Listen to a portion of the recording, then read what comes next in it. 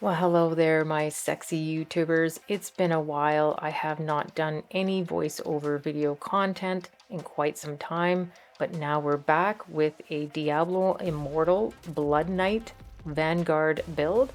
This build can be used for level 4 or under, and it's based on damage, self-healing, and of course control. So let's get started.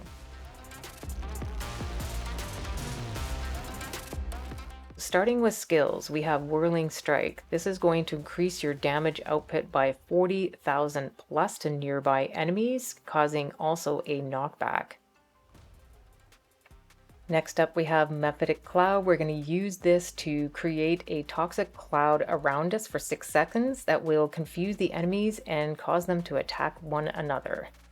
Next up, we have Swarm of Bats. We're going to call a cloud of bats to attack enemies for 8 seconds continually. Continuous is the keyword. We're using this to deal 10,000 plus damage and to pursue enemies, and you can also redirect this. Skewer. This is control and dash. We're going to use this to stun enemies and their friends.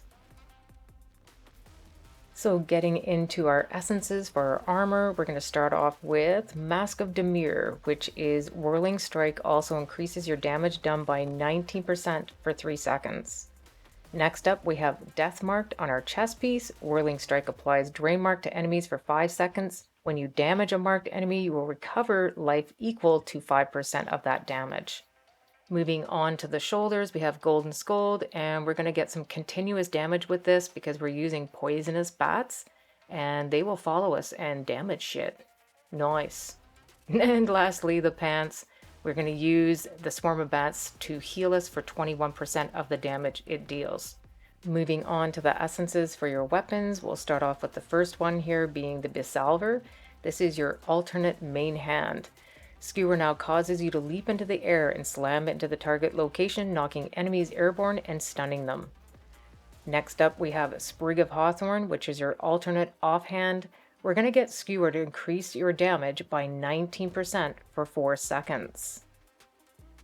Next up, we have Red Concord, which is an alternate main hand. Whirling Strike now combusts, causing enemies to burn. This is great for our continual damage effect for later when we get to the greens. And also here we have Soul Sensor, which is your alternate offhand. We're going to get Skewer to shatter the enemy's armor, increasing their damage taken by 19% for 3 seconds. So now that we got all those out of the way, let's move on to the green set pieces. So we need these, right? We're going to use these to increase the beneficial effects on us and our party members. We're going to use this to increase the damage output on ourselves. Okay, so look at the very left side here. We have Vitu's Urges. I'm using a 4-piece. Now, this will increase the duration of all beneficial effects on your or your party members for 30%, and then increase the target's attack speed by 30% as well.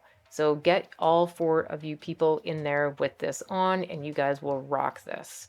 Moving on to Banquet of Eyes, we have the continual damage effect done by 15%. You could also use a 4-piece of this, and this would work really nice.